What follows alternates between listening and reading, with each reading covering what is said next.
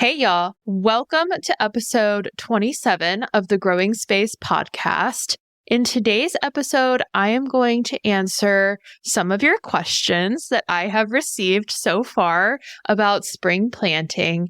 And I'm also going to share some information with you about planting blueberries because all of my blueberry bushes are starting to flower. And I'm just feeling really inspired by my blueberry bush collection that I have. And I thought maybe you all might enjoy hearing some tips on how to shop for blueberries and plant blueberries. So that is what we are going to cover today in this week's episode. Before we jump in, I do just want to share that I absolutely love answering questions. It's one of my favorite things that I get to do as the patio farmer. Anytime, literally anytime you have a question that you want to run by me about growing food at home, please know that my door is always open for you. So if you would like for me to answer your questions on this podcast, you can always send them to the Growing Space Podcast at gmail.com. Again, it's the Growing Space Podcast at gmail.com. I'll be sure to put a link in the show notes. You can also reach out to me on Instagram or on Facebook. My handles on both are the Patio Farmer, so I'm very easy to find there. All right, y'all. So I have a few questions to answer from you guys, and then we will talk all about blueberries in today's episode. Let's go ahead and get started. Welcome to the Growing Space Podcast.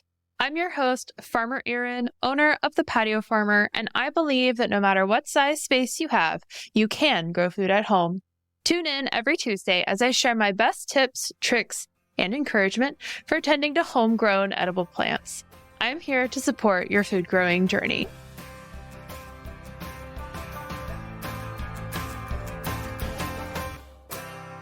The Growing Space Podcast is sponsored by Plant Club by the Patio Farmer.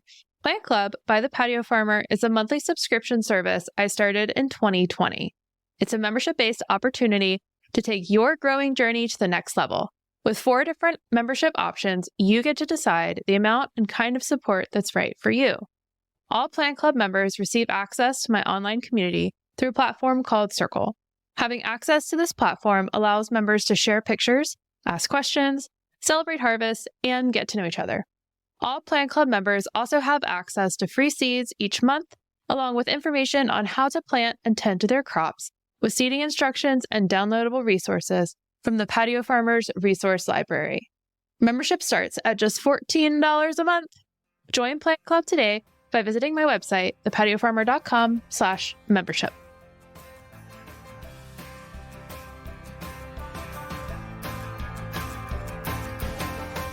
I hope that this new season has started off well for you. As a reminder, I did launch a brand new Masterclass last week on the spring equinox. I also went on TV. Oh my gosh, I did. I went on TV last week to talk about my new Masterclass. So be sure to check the link in today's show notes if you want to catch my segment.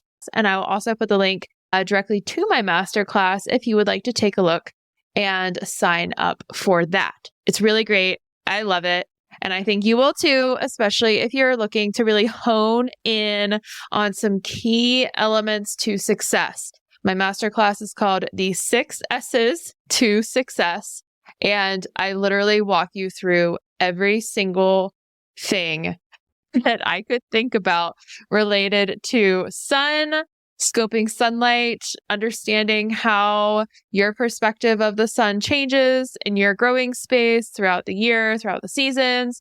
I talk about space, so getting your raised beds set up, your containers, even in-ground growing and edible landscaping. I have a fun little freebie resource tucked in about edible landscaping hacks for me, which is included in the masterclass. I also talk about soil, all the amazing things that soil does for us, how to shop for soil, how to compost, soil nutrients, plant macronutrients. I'm obsessed with soil. And I think that module is the biggest module. So that shows you just how much I love soil and how important it is for our plants. I also talk about growing for the season, and there's a full section about seeds, how to shop for seeds, my favorite seed companies, which I've done a podcast episode on before, but I also walk you through like different considerations for planning your space and knowing whether, you should plant something from seed or use a seedling. And then I also talk all about supervision. That's the last S. The sixth S to success is supervision. So there's a lot of like plant care, plant maintenance tips tucked into that module. So there's over 4 hours. Wow, I know. Over 4 hours of content, recorded content that I share in the masterclass. And I had a lot of fun putting it together. I also tucked in a little over 20, crazy, I know, 20 different resources and downloadables for you. In the masterclass is an exclusive maintenance plan for my top 30 homegrown crops. So, like I said, there's a lot in that masterclass, and I think I have it priced at just a steal of a deal.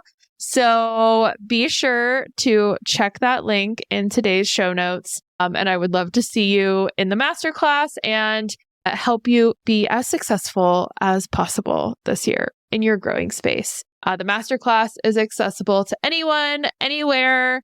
As I have listeners who are tuning in from all over, just know that it is accessible to you. Okay? So we're going to talk about these 2 questions that I have received from listeners. These actually came in from Instagram. So I appreciate you all following along on my Instagram stories. I do like to show up on Instagram stories as much as possible. And so I was really excited to hear these 2 questions come in. The question that I'm going to kick off with is, how do I keep my chickens out of my growing space? If you do have backyard chickens or you're considering getting backyard chickens, I will just quickly state that you should go back and listen to my interview all about backyard chickens. It was episode 25. It was very recently put out. And I interviewed David Blackley and Presley Williams from a local hardware store and business here in the Charlotte area, Renfro Hardware and Farm. And they shared tons of great information about backyard chickens. And the person who sent in this question is like one of my most loyal followers and a fellow chicken mom. And she's been in Plant Club since the beginning. So huge shout out to you. You know who you are. How do I keep my chickens out of my growing space without putting up a huge fence? Great question. My go-to solution for any unwanted visitors in my growing space is never to start with a fence. First of all, fencing can be expensive to put in.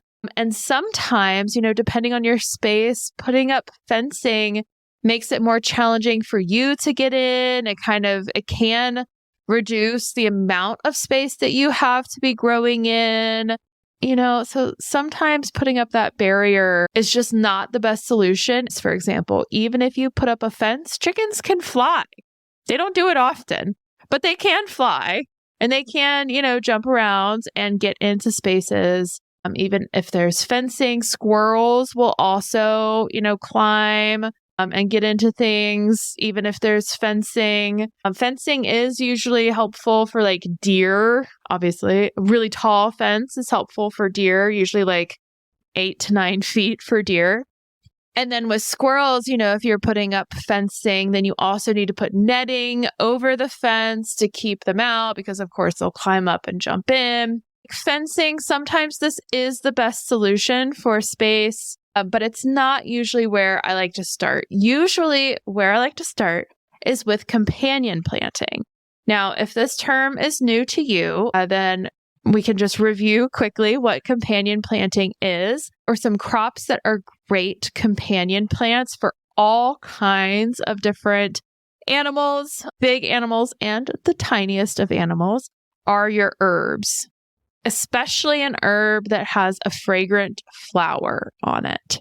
So some examples that you could use to help deter chickens would be herbs and flowers like peppermint. That one comes with an asterisk, of course. If you are going to plant peppermint as a companion plant, keep that in a pot. Don't put it in the ground. Don't put it in your raised bed. Peppermint, spearmint, any mint will be very determined and hard to get rid of if you ever decide that you don't want it there. So planting peppermint and other mints in pots and moving them around your space as needed. You can also plant things like marigolds, catnip, chives, marjoram, lavender, yarrow, sage, thyme, tansy, and plenty more. And then the second question that came in, which I love this question so much because it speaks to the essence of the patio farmer. And the question that came in, this also came in through Instagram stories. So thank you for sending this one in. But the question is, what can I grow in containers? And what a beautiful question, especially for spring. And if you ask me, of course, being the patio farmer, I'm a little partial, but I would say that you can plant anything you want in a container. As the patio farmer, if someone tells me, oh, you can't plant that in a pot, then I take it like as a little bit of a challenge. I'm like, oh yeah, well, I'm going to grow it in a pot and it's going to be successful. So watch out. But it's true. You can grow any edible plant, whether it's a perennial or a reseeding annual, in pots and containers at home. Now, the biggest thing that you'll want to keep in mind, obviously, I have tons of thoughts on this subject. And if you're interested in really digging in more on what all you can grow at home and in containers, I would, suggest maybe taking a look at that masterclass that I was talking about, because there's so many different things to keep in mind. But at a quick glance, what I would recommend is using high quality containers, high quality soil, and making sure that you have the right size container and you're using the right kind of material for your container for your space. Now, we are getting ready to talk about blueberries, and I will tell you that I grow my blueberries in pots, in containers. So no matter what kind of food you're interested in growing at home, whether it's a big perennial plant, a fruit-producing plant, or something as simple as like some perennial herbs or some leafy greens, those are all super great for growing in containers. Thank you both again for sending in your questions. And don't forget, you guys, feel free anytime you have a question to just send it over to me at thegrowingspacepodcast@gmail.com, or you can send it to me via my DMs on Instagram or Facebook. I am at the Patio Farmer on both, and I will put links to all of that wonderful information in today's show notes. Okay, so this is kind of fun. I was just in the middle of editing this week's podcast episode, and I happened to check Instagram, and I had another question come in from you guys. And so I want to just plug this in mid-edit addition to the show. So the question that came in is how to know what you should use a seed or a seedling for, and what is best to use in Charlotte for spring. So I feel like there's maybe two parts to this question. One, what are the things that you can grow in Charlotte right now in spring? For those of you who don't know, I am located in Charlotte, North Carolina. We are in the USDA Hardiness Zone 8A. So we have a very mild climate year round, so we can be growing food all year round in our spaces. And then the second part of this question is, what should you use a seedling for versus directly sow in the ground?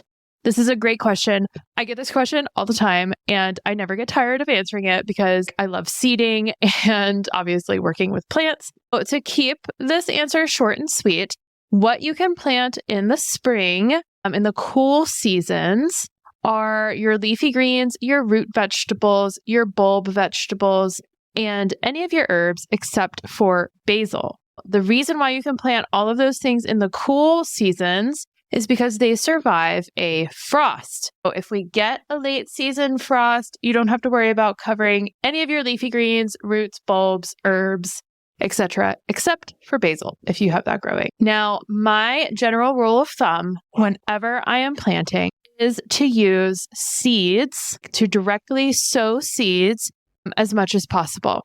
Spring and fall crops, I would recommend direct seeding those, except your big leafy greens that take a long time to mature.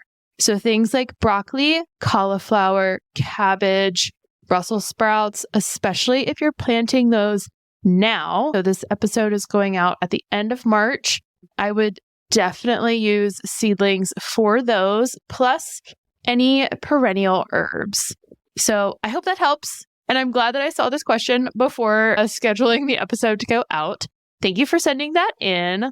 If you want to learn more about knowing what to plant for each season and even more information about choosing what you should plant from seed versus seedling, then maybe take a look at my masterclass, because there's tons of great information and knowledge tucked inside answering those questions specifically and in tons more detail. So thanks for that. Okay. And now we are going to switch over and we're going to spend the rest of this week's episode talking about growing blueberries at home. Okay. So this is really fun. Like I said, all of my blueberry bushes, they are just full of buds, full of blooms. And wherever there's a bloom on a blueberry plant is where you'll get a little blueberry later on in the season. So I'm just going to share a couple of high-level tips for you to consider when you are growing blueberries. I will also share that blueberries, if you are local to Charlotte, I do have blueberries up on my online store now. So if you're interested in growing any blueberries, be sure to take a look on my website. I'll put a link in today's show notes. But I can deliver these berry bushes and any supplies that you need if you live in the greater Charlotte area. So that would be residents of Mecklenburg County, Gaston County, Union, Cabarrus, York County in South Carolina, and Lancaster County in South Carolina. And then the Lake Norman area of Lincoln and Iredell counties, I deliver to all of those places. So you can visit my online store and place an order for delivery, and I'll bring you some blueberries to plant in your backyard. So great. The first thing that I wanted to share about blueberries is their plant family. Now, this kind of references a little mini series that I was doing earlier this spring, all about the spring plant families. Blueberries are one of the only edible members of this plant family, so we're not going to spend a whole lot of time talking about this specific plant family, but I will tell you, give you a little spoiler, that next week we're going to pick up that plant family mini-series again, and I have 2 episodes that I'm going to do about 2 summer plant families. The Cucurbitaceae plant family will be lined up for next week. And then the following week is the Solanaceae plant family. And then the week after that, I have a special treat for y'all, another guest interview for the podcast with one of my favorite growers. He is a wealth of information, and I don't think I know anyone who knows more about tomatoes than Craig LaHoulier. So get excited, because the NC Tomato Man, the namer of the Cherokee Purple heirloom tomato, published author 2 times over, about to be a 3rd time over. He's incredible. So Craig was gracious enough to agree to an interview with me for the podcast, and I'm going to be sharing that later in April. So lots of good content all about summer plant families headed your way soon. But like I was saying, for today, we are going to be talking about the blueberries. Now, the blueberry is a member of the heath plant family, or the Ericaceae plant family. So the heath family is full of flowering plants, and some of blueberry's cousins are azaleas, rhododendrons, and mountain laurel. So that is who the blueberry is most closely related to. As a member of the heath plant family, blueberries really appreciate growing in an acidic soil. That's one of the most important things that you keep in mind when you are planting blueberries at home is that you usually need to add some kind of soil acidifier before you plant your blueberries. This is also something that goes into ongoing maintenance of your blueberry plants once you get them home and planted, is to add some soil acidifier, usually once or twice a year. It's important for the plant to have a more acidic soil to help them absorb iron. So these plants are more sensitive to an iron deficiency. And so having a more acidic soil helps to break up the iron in the soil, in your native soil or a potting soil, depending on how and where you decide to put your blueberries.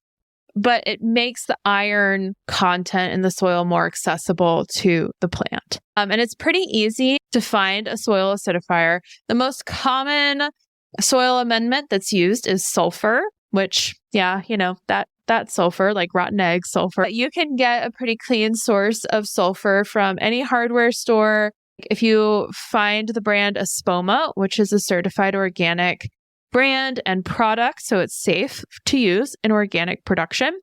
They have a soil acidifier. It usually has like a bright blue hydrangea on it because hydrangeas also need an acidic soil.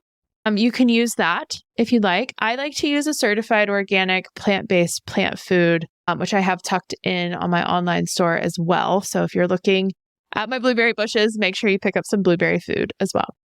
You can also find like an azalea or Japanese maple plant food. Sometimes that's a little easier to locate, and those will also acidify your soil. As you are shopping for blueberry bushes, I have a couple of recommendations to keep top of mind. First thing is make sure you ask your retailer how old the blueberry bushes are. Most of our fruiting plants and our perennial fruiting plants are going to take 1 to 3 years to produce a first harvest. Now, most of the time, if you're able to purchase a large blueberry plant that's already, it looks like it's had at least, 1 year, maybe 2 years of growth.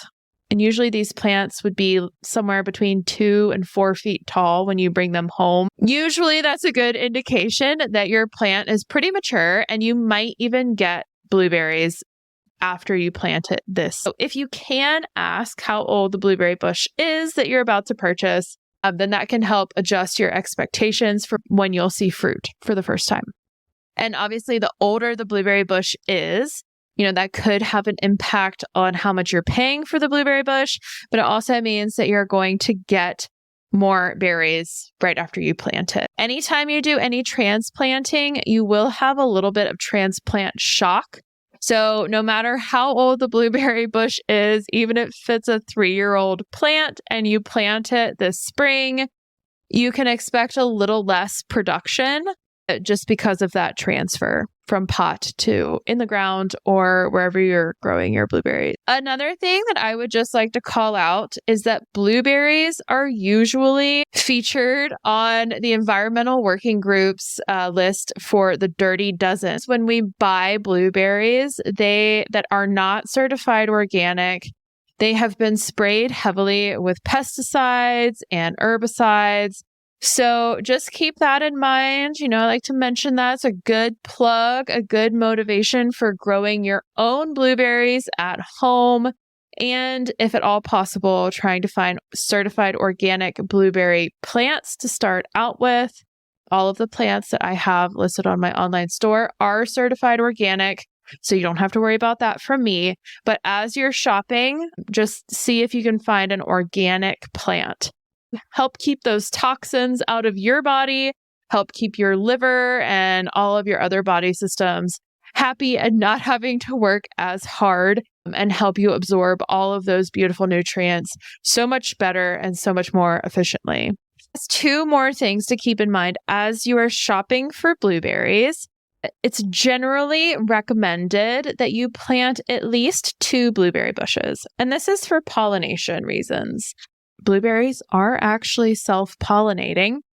So while blueberries will produce, even if you just have one blueberry bush, they will be exponentially more productive if you have more than one blueberry plant. So keep that in mind. My recommendation would be at least 2, but get as many as you want.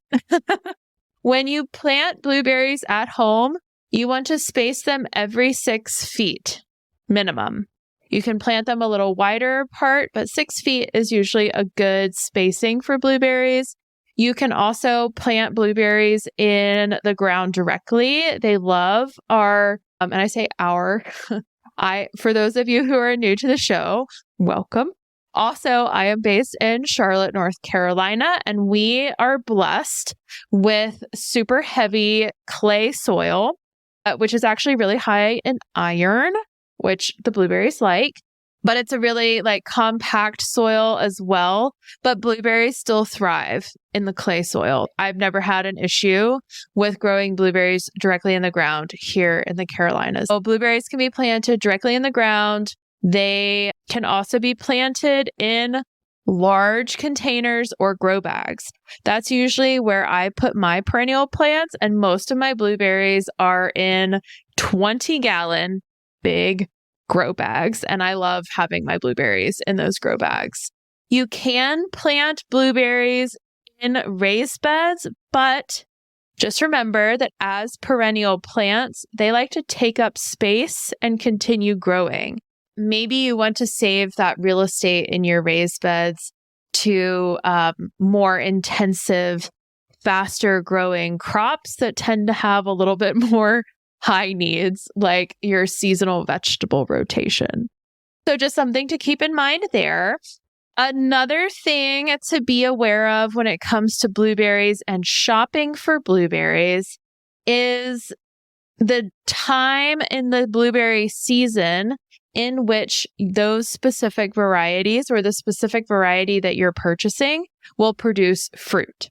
So here in the Carolinas and in North Carolina in particular, our blueberry producing season is usually from May through July. So it's a pretty extended window, right? That's like 3 months of blueberries. So magical, so great. Now, there are different varieties that produce at different parts of that production season. Oh, and there's 3 different windows to be mindful of or conscientious of as you're shopping for blueberry bushes. And this is important if you really want to have an extended blueberry production across this full season, right? May through July. There are early season varieties, there are mid-season varieties, and there are late season varieties.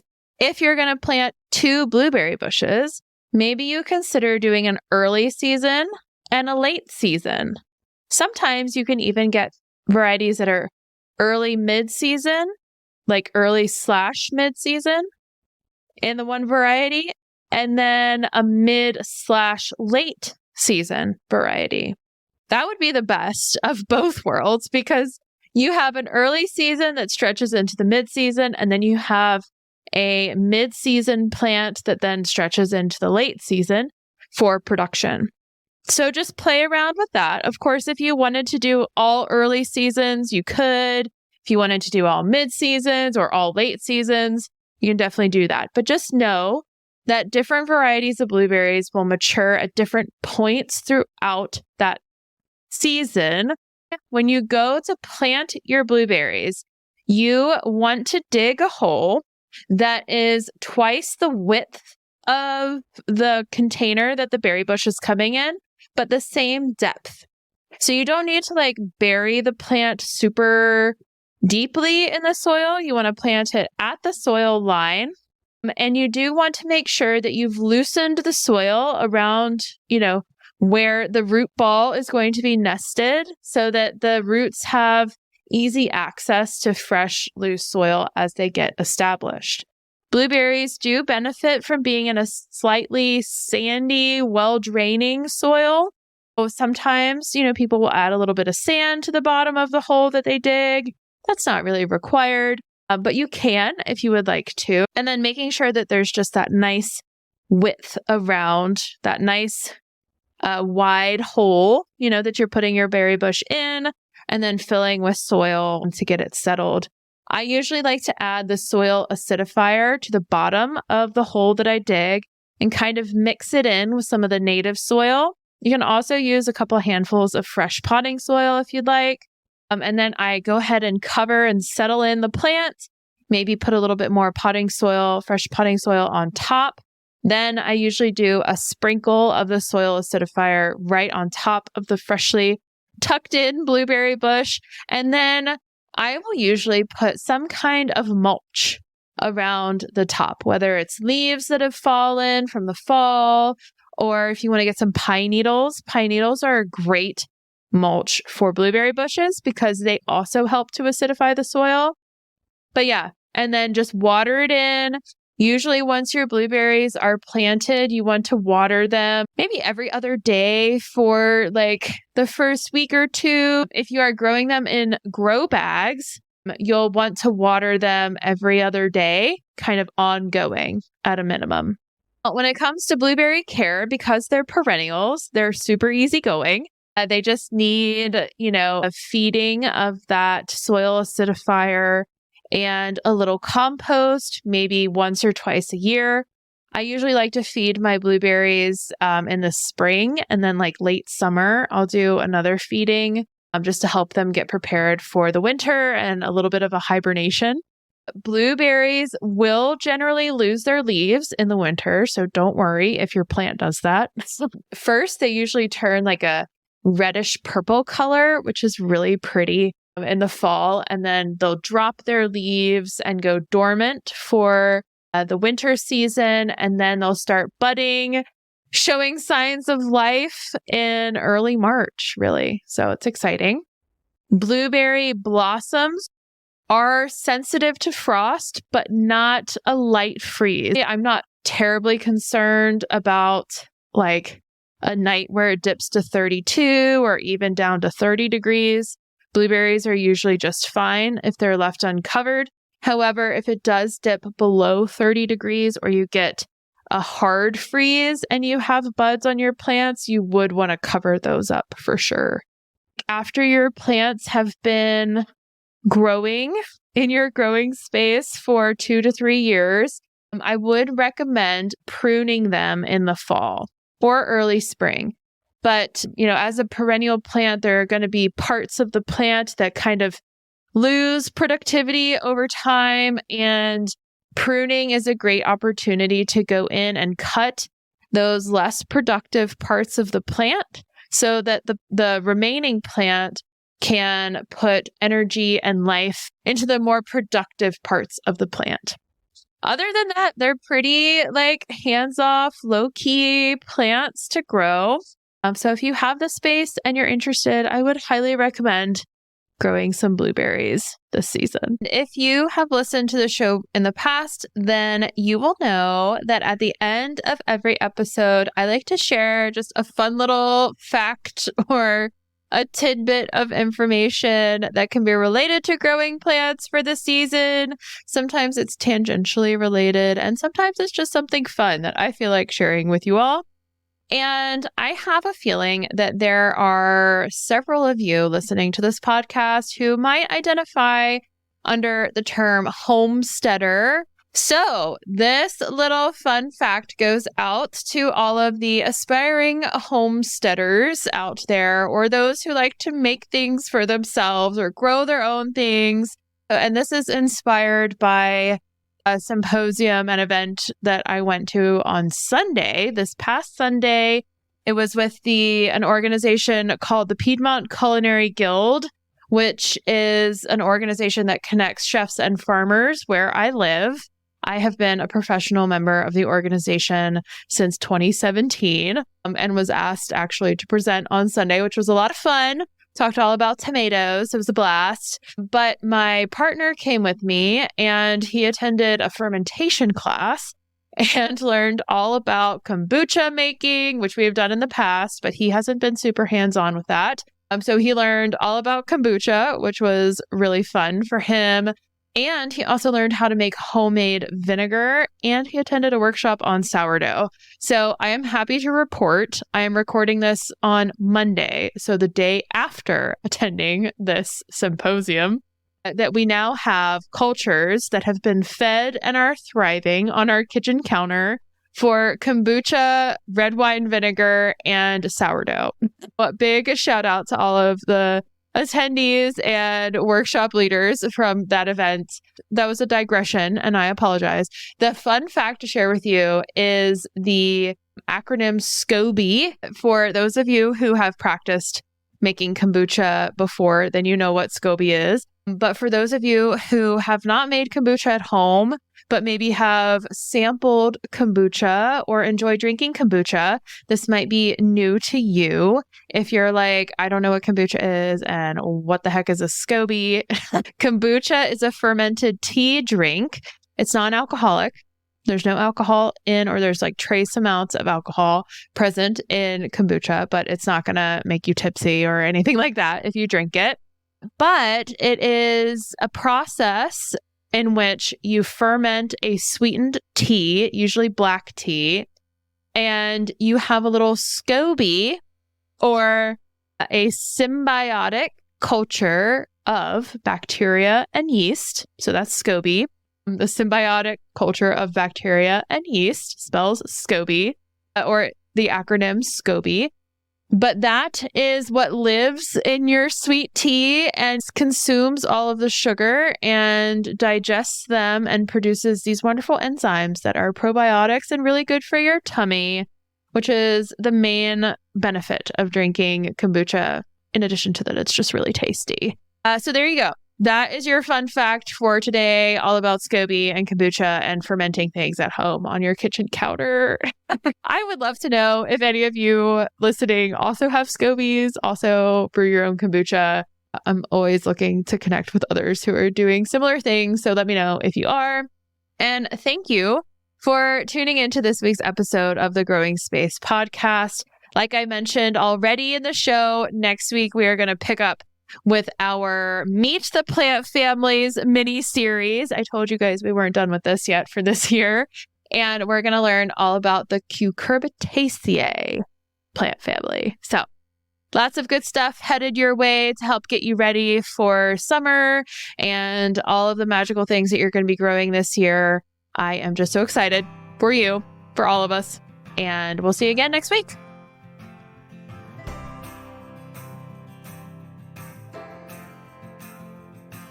Thanks again for tuning into this week's episode of the Growing Space podcast. I hope that you learned something new and that you were able to take this new information home with you and implement into your growing journey and into your growing space. As always, I am here to support you and your food growing journey. If you'd like to learn more about the different services and resources and membership programs that I run through the Patio Farmer, please check out my website, thepatiofarmer.com. You can also follow me on social media. I am on Facebook, Instagram, and oh my gosh, most recently, TikTok. Wow. I know. Here I am. Patio Farmer is on TikTok. It's very exciting. If you enjoyed today's episode, please give it a like or a rating or a review if you want. Maybe share a little comment about your favorite part of the episode. Share it with a friend. The more interactions I get with my little podcast online, the more I'm able to help people just like you in their food growing journeys. As always, thanks for being here, and I will see you again next week.